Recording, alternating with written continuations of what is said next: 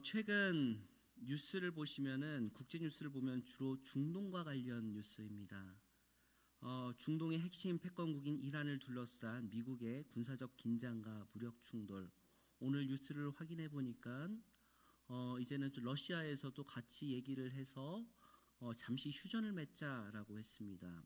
그러면서 호르무즈 해협의 봉쇄 위기와 연일 보도되고 있는 것이 지금 현 세계의 정세, 중동의 정세입니다.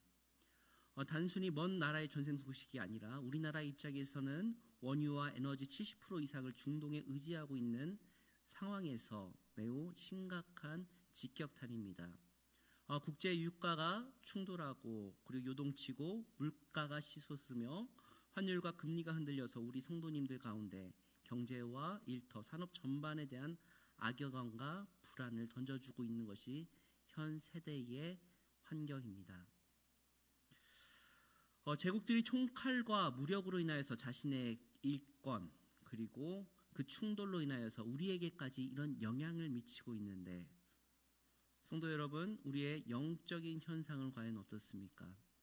우리는 지난 주일 그리고 월요일 가평 우리 마을에서 온가족 수련회를 은혜 가운데 마쳤습니다. 하나님께서 정해주신 쉴만한 물가로 영혼이 소생하는 쉼을 맛보았지만은 산 위의 은혜와 그 은혜를 뒤로하고 내려온 잠시의 일상은 어떠셨는지요? 산 아래의 삶은 결코 녹록지 않습니다. 문을 열고 돌아온 현실은 요동치는 중동 뉴스처럼 거칠고 복잡한 생업과 인간관계의 무게가 우리를 짓누르고 있습니다. 제국들의 칼과 총과 힘의 논리가 지배하는 세상 한복판 사이에 우리는 과연 이 세상을 어떤 자세로 지켜나가야 될까요? 오늘 하나님의 시간표 시리즈 대희년, 우리가 오늘 이 어지러운 세상 속에서 다시금 희년을 바라보고 한 인물을 다시금 살펴보고자 합니다.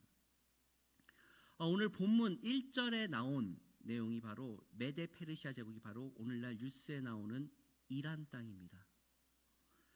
확실히 민족성이 있는 것 같습니다. 제국을 한번 잃어본 민족들은 호전성이 있는 것 같습니다.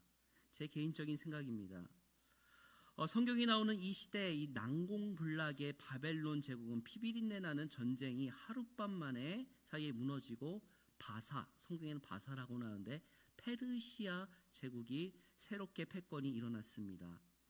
정권이 바뀌면은 이전에 있는 고관들은 다 숙청당하는 것이 다반사인데 이상하게 다니엘은 바벨론에 이어서 페르시아에서도 전국 120명의 고관을 다스리는 3명의 총리 중에서 가장 수석 총리였습니다. 그 자리에 앉아서 제국에 있는 내정과 경제, 행정을 총괄했습니다. 이 제국이 얼마나 큰데 겉모술 수가 얼마나 난무했겠습니까? 서로가 서로를 죽이려고 하고 그 최정점에 있는 그 권력이 높은 자리에 있음에도 불구하고 그 최고의 고위 관직 속에서도 다니엘은 어떤 태도로 우리에게 신앙의 태도를 보여줍니까? 우리가 잘 알고 있지만 다시금 한번 다니엘의 삶을 한번 되돌아보길 원합니다. 첫 번째로 그는 먼저 탁월함과 또한 하나님 앞에서 무결함을 갖고 있는 직업윤리를 지닌 사람이었습니다. 다니엘은 남유다 출신 포로였죠. 한마디로 그 제국에서 비주류 포로 생활한 사람이라는 것입니다. 포로된 왕국에서 총리까지 올라갔으니 얼마나 그게 정말 성공한 인생입니까? 그 넓은 제국에서 정적들이 다니엘을 제거하려고 얼마나 수를 썼지만 다니엘서 6장 4절에 보면은 그를 아무리 허물을 찾지 못했다. 그리고 그가 충성되이 그의 그릇됨도 없고 아무 허물도 없었음이라 라고 이야기하고 있습니다. 그는 타협하거나 부정부패에 물들지 않고 하나님 앞에서 정직하게 탁월하게 그리고 제국의 공무를 감당했던 인물이었습니다. 코람데오 정신이죠. 하나님 앞에서 정직하게. 개인적으로 이런 크리스천들이 참 많았으면 좋겠습니다. 우리나라 고위관직 가운데 이렇게 능력도 탁월하지만 부패하지 않고 무엇보다도 누구 앞에서 정직하게 하나님 앞에서 정직한 그런 윤리적인 사람이었다라는 것이죠. 그뿐만이 아닙니다. 이는 두 번째로 그는 예배와 기도의 자리에 있어서 타협하지 않는 사람이었습니다. 그를 모함하던 글이 있었죠. 왕 외에는 다른 신에게 기도하면 사자굴에 던져진다는 금령의 조서에 왕의 도장이 찍힌 것을 알면서도 다니엘은 하루 3번 예루살렘을 향한 창문을 열고 전에 하던 대로 무릎을 꿇었다. 그리고 감사의 기도를 드렸다라고 말하고 있습니다. 항상 예배의 승리자로 살아가니까 세상의 어떤 모함과 그러한 함정에도 하나님께서 책임져 주신 것입니다. 세상의 법이 계속해서 예배의 질서를 무너뜨리려고 하고 기도의 자리를 흔들려고 할지라도 그는 예배자로 어떻게 했다? 타협하지 아니하고 승리하였다. 지금 이 시대 속에서도 세상 질서가 계속해서 그리스도인들의 예배와 기도의 자리를 위협하고 있습니다. 왜 그러냐? 공중권세 잡은 자가 계속해서 그것을 회방하려고 하기 때문에 그렇습니다. 그리고 그 모습을 보지 못하기 때문에 그렇습니다. 세상의 세력들은 그렇습니다. 그러나 어찌합니까? 그러함에도 불구하고 예배 자리를 사수하는 예배자의 모습, 그것이 다니엘의 두 번째 모습입니다. 세 번째는요, 세상 정세를 알매도 불구하고 무엇을 먼저 바라보냐? 하나님의 시간표를 바라볼 줄 아는 사람이었다는 것이죠. 그는 세상 정세를 모두 다 알고 있는 수석 총리의 위치입니다. 얼마나 제국 각각에서 많은 소리들이 들려오겠습니까? 그런데 그 넓은 제국에서 그는 제1인자 다리오 왕 곁에서 그런 세계의 중대사를 처리함에도 불구하고 하나님의 책 예레미야서를 펼쳤다라는 것입니다. 바로 오늘 본문의 배경이 바로 이 내용입니다. 그리고 하나님께서 정하신 바벨론 포로 70년의 기한이 차고 있었음을 깨닫고 있었습니다. 다니엘은 권력의 화려함에 취하지도 않고 제국의 칼날 앞에서 비겁하게 숨지도 않았습니다. 제국의 수석 총리라는 그 위치 가운데서도 언제나 가장 거룩한 기도의 무릎과 그리고 하나님의 그 때를 알고자 하는 거룩한 선지자 중에 한 명이었다라는 것입니다. 자, 이 첫 번째, 두 번째, 세 번째를 아시고 오늘 본문을 살펴보겠습니다. 오늘의 본문은 다니엘이 금식하며 민족의 죄를 짊어지고 부르짖을 때를 이야기하고 있습니다. 오늘 본문 우리가 읽은 9장에서 내용은 사실 1절에서 3절까지는 우리가 읽었는데 4절에서 19절까지는 계속해서 다니엘이 우리의 민족의 죄를 회개하는 말씀입니다. 우리 마지막 절 19절만 함께 읽겠습니다. 시작. 주여 들으소서, 주여 용서하소서, 주여 귀를 기울이시고 행하소서. 지체하지 마옵소서. 나의 하나님이여, 주 자신을 위하여 하시옵소서. 이는 주의 성과 주의 백성이 우리 이름으로 일컬음 바 됨이니이다. 아멘. 그는 우리들이 왜 바벨론 포로로 끌려왔는가를 분명히 알고 있었습니다. 왜 그렇습니까? 우리 조상들이 하나님께서 말씀하신 그 말씀을 지키지 않았고 죄를 지었습니다. 그리하여서 하나님께서는 정하신 그 70년의 희년을 지금 이곳에서 행하고 계십니다 라고 하면서 우리의 민족의 죄를 용서하여 주옵소서라고 회개하고 무릎 꿇는 것입니다. 이 기도를 마친 뒤에 하나님께서는 가브리엘 천사를 통하여서 70년의 이 가시적 포로 기한을 뛰어넘는 구속사의 최종 시간표 70일에를 열어서 보여주는 것입니다. 이 회개 기도 이후에 가브리엘 천사를 통하여서 본문을 보여주시는데요. 우리 본문 24절 함께 읽겠습니다. 시작. 내 백성과 내 거룩한 성을 위하여 이른 이래를 기한으로 정하였나니 허물이 그치며 죄가 끝나며 죄악이 용서되며 영원한 의가 드러나며 완상과 예언이 응하며 또 지극히 거룩한 이가 기름 부음을 받으리라. 아멘. 이 말씀 계속 띄워주십시오. 여기서 깊게 좀 이 말씀을 살펴보겠습니다. 여기서 보여주는 기한으로 정하였다라는 히브리어 네으타크는 정밀하게 잘라서 본다라는 뜻입니다. 인간의 역사가 인간들의 제국에 의하여서 제 멋대로 움직이는 것 같아도 정확하게 하나님께서는요, 메시아 대속을 위해서 490년이라는 거룩한 시간을 칼로 자르듯이 명확하게 구분하셨다라는 것이죠. 그리고 본문 24절에 나열된 그 6가지의 결과를, 그 부정적인 죄의 결과를 종결하게 되는 영원한 완성을 짝을 이룹니다. 첫 번째로 허물이 그치며, 하나님의 향한 반역과 거역이 이제 완전히 봉인된다. 두 번째로 본문 띄워주십시오. 죄가 끝나며, 관역을 벗어났던 모든 죄가 불의가 임봉되어서 깨집니다. 세 번째로 영원한 죄악이 용서되며, 저희 세 번째 보이시죠? 죄악이 용서되며 흠없는 제물의 피로 죄를 완전히 덮어버리는 궁극적인 대속이 일어난다라는 것입니다. 그로 인하여서 그 이후에 3가지가 나오는데, 영원한 의가 드러나며, 일시적인 율법의 의가 아니라 결코 변하지 않는 하나님의 절대적인 의가 인류 역사에 드러나는데요.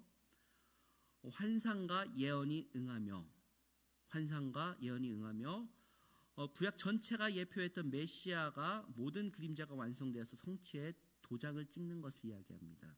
그리고 끝으로 지극히 거룩한 이가 기름을 부음을 받으리라 라는 것은 참 성전이자 대제사장인 예수 그리스도의 공생애와 즉위가 완성될 것이다 라고 예언하는 말씀이 바로 본문 24절 말씀입니다. 그러면서 이스라엘 백성이 490년 동안 안식년과 희년을 짓밟아버렸던 그 70년의 안식년이 바벨론 포로 생활 70년을 통하여서 이제는 하나님의 49년의 희년 주기가 10번 반복하는 그 490년이 반복하면서 완전한 대희년의 성취를 이루는 것이 바로 다니엘서의 말씀입니다. 그리고 성경에서 나온 것처럼 7이레와 62이레가 예루살렘의 중건령과 그리고 구약의 침묵기를 지나서 메시아 공생애까지 7이레와 60이레가 합쳐진 69이레의 그 시간이 역사적으로 이루어지는 것을 우리는 성경을 통하여서 볼 수 있습니다. 그리고 본문 오늘 26절 마지막 한 이레의 중심에 구속사의 분승력이 털어집니다. 우리 같이 한번 읽겠습니다. 본문 26절입니다. 시작. 62이레 후에 기름 부음 받은 자가 끊어져 없어질 것이며, 여기서 끊어져 없어진다라는 것은 백성 중에서 완전히 잘려나가는 형벌을 이야기합니다. 메시아께서 예수 그리스도께서 십자가 위에서 달려 죽으심으로 인하여서 인류 사이의 언약적 저주를 온몸으로 받아 끊어지고 없어질 것이다 라고 말씀하는 내용이 바로 이 내용입니다. 그리고 오늘 마지막 27절에는 그 십자가의 피로 구약의 동물과 제사의 예물을 이제는 금지하겠다, 폐지하겠다라고 새 언약의 단번에 그 역사가 굳게 세워졌다라는 것입니다. 세상 제국들은 칼의 힘과 영토의 힘으로 남을 죽여서 앞세우지만은 구속사의 역사는 어떻게 했다? 메시아로 인하여서 하나님의 아들이 스스로 끊어지고 피 흘려 죽으심으로 영원한 의를 세우셨다라는 것은 매우 대조적인 말씀입니다. 세상의 의는, 세상에서 말하는 정의는 칼로서 자기들의 정의를 말하지만 예수 그리스도께서는 그가 직접 하나님의 자리에서 내려오셔서 직접 죽으시고 모든 세속에 있는 모든 영원한 의를 세우셨다. 자신을 죽임으로 영원한 의를 세우셨다라는 것입니다. 이 영원한 대인연이 성취되는 회복의 질서가 무엇입니까? 그리고 나서 우리에게 보여지는 이 질서가 무엇입니까? 우리가 지난 수련회 때 말했던 이상학 교수님이 말씀하신 하나님께서 보시기에 참 좋았더라, 우와 했던 그 토브가 성취되는 것이 바로 온전한 회복이라는 것입니다. 인간의 탐욕과 제국의 칼날로 흉터지고 있었던 깨어졌던 세상이 그리스도의 끊어짐과 대속을 통하여서 이 하나님의 철저한 구속사의 그 시간표 아래서 하나님 보시기에 심히 좋았더라, 우와 하는 그 모습이 다시금 하나님께서 본래의 선하고 온전한 상태인 하나님의 샬롬이 다시금 세워진다라는 것입니다. 산 아래로 내려온 우리는 세상의 원망을 던지고 이제는 성령의 그 통치 아래 우리가 말했던 성령의 9가지의 열매를 가지고 이제는 다시금 이 삶을 살아갈 수 있게 되었다. 무엇으로 인하여서?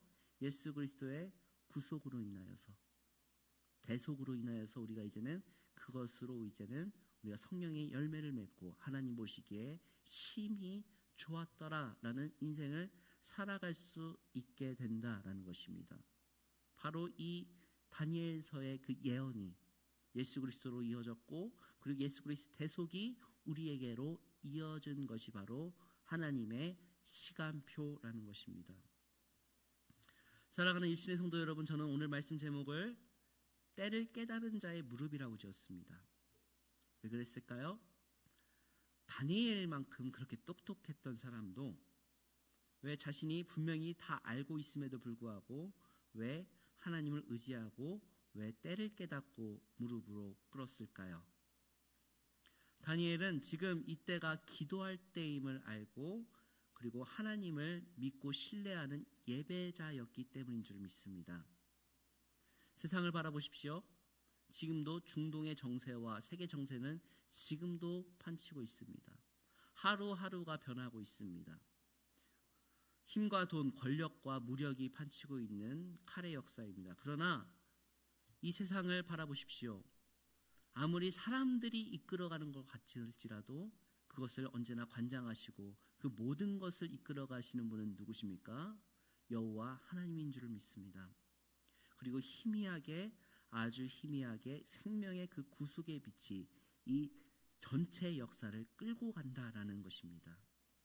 정말로 지혜자는 이 진리를 알고 예수 그리스도의 복음만이 이 세상을 변화시키고 그것을 알고 있기 때문에 우리가 무릎을 꿇는다라는 것이죠. 그리스도인, 성도라는 이름이 결코 가벼운 이름이 아닙니다.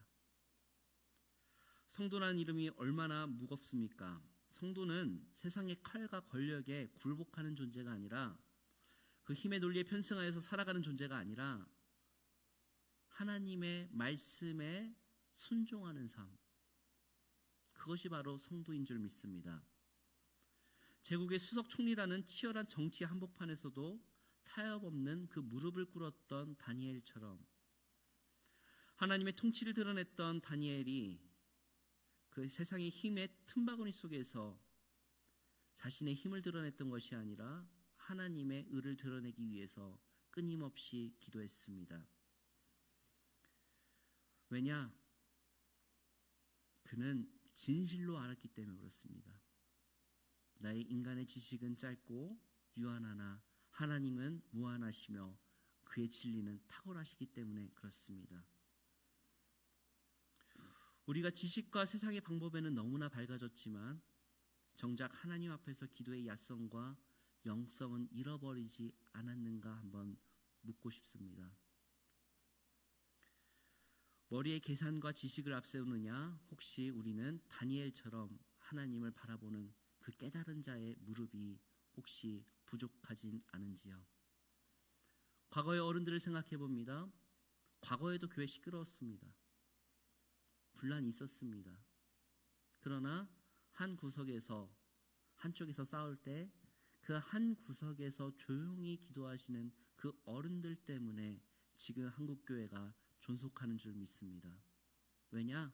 그것은 인간의 머리로 싸우는 것이 아니라 영적인 싸움이고, 영적인 싸움에는 우리가 무엇을 해야 됩니까? 바로 무릎을 꿇고 기도해야 된다는 것이죠. 개인적인 이야기 하나 하겠습니다. 저는 지방신학교를 나왔습니다. 지방신학교 호남신학대학교를 나왔습니다. 상대적으로 공부 못했고 열등감 있는 것 사실입니다. 그러나 교수님께서 그렇게 말씀하시더라고요. 여러분들 가운데 지식적으로 열등감 있는 거 압니다. 정말 신학을 모르시겠거든 성경을 읽으십시오. 성경을 읽고 안 되거든 채플실로 가십시오. 거기로 가셔서 하나님 도와주십시오라고 기도하십시오. 저는 이 교수님의 말씀이 참 맞다고 생각합니다. 내 머리로 하는 것이 아니라 말씀으로 하는 것, 기도로 하는 것이 바로 하나님의 일이기 때문에 그렇습니다. 일신의 성도 여러분, 세상이 많이 혼란스럽습니다. 산 아래의 삶은 지금도 혼란합니다. 그러나 우리는 이 때를, 하나님의 때가 분명히 있다라는 것을 깨닫기를 소망합니다.